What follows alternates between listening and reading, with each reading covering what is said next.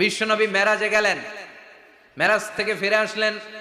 বিশ্বনবী বর্ণনা করলেন, আমি বাইতুল মাকদাস দেখেছি মাঝরাতে, লক্ষাধিক নবীকে নিয়ে নামাজের ইমামতি করেছি, 7 আকাশ দেখেছি, আল্লাহর আরশ দেখেছি, আল্লাহর সাথে কথা বলেছি, আবার ফজরের আগেই মক্কায় ফিরে এসেছি।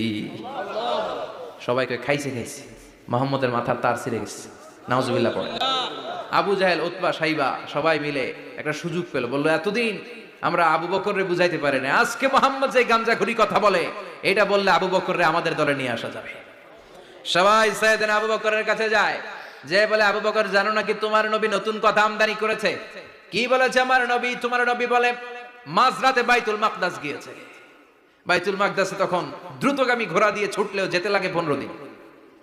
অ্যাবাউট টার্ন কাম ব্যাক, ফিরে আসতে আরো 15 দিন, মোট কয় দিন? 1 মাস, যেতে আসতে 1 মাস।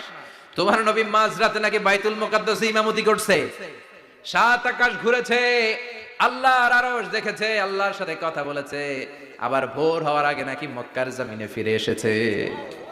আবু বকর বললেন, আসলেই কি আমার নবী এই কথা কইছে?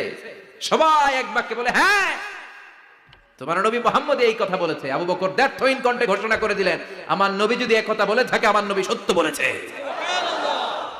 সত্য বলেছে, তিনি কখনো মিথ্যা বলতে পারে?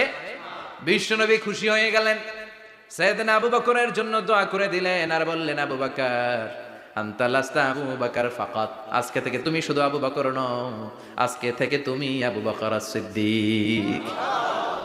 সিদ্দিক, সত্য গ্রহণে, সত্য প্রকাশে, সত্য মানার ক্ষেত্রে আপোষহীন, কোনো আপোষ নাই। চিল্লায় এখন ঠিক কিনা? সে আল্লাহ বললেন, ওয়াযকুর ফিল কিতাবি ইব্রাহিম ইন্নাহু কানা সিদ্দিকান নাবিয়্যা।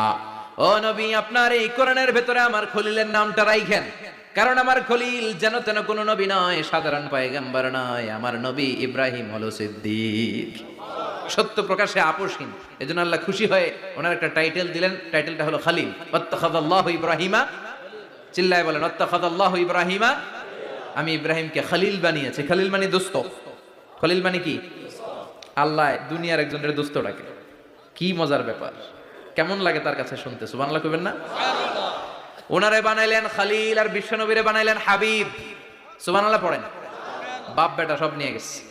সাইয়েদনা ইব্রাহিম হচ্ছেন বাবা, আর বিশ্বনবী ছেলে। বিশ্বনবীর অনেক উপরের পুরুষ হচ্ছে সাইয়েদনা ইব্রাহিম, তো এটা পরদাদা না, বাবা না? বিশ্বনবী বলতেন, আনা দাওয়াতু আবি ইব্রাহিম, আমি নবীরে পেয়ে নাচানাচি করো, আমি তো ইব্রাহিম আলাইহিস সালামের দোয়ার ফসল। উনি যদি মক্কায় দাঁড়িয়ে দোয়া না করতেন, আমার বিশ্বনবীর জন্ম হতো না। সুবহানাল্লাহ পড়েন। এজন্য বাবা হলো খলিল, ছেলে হলো হাবিব।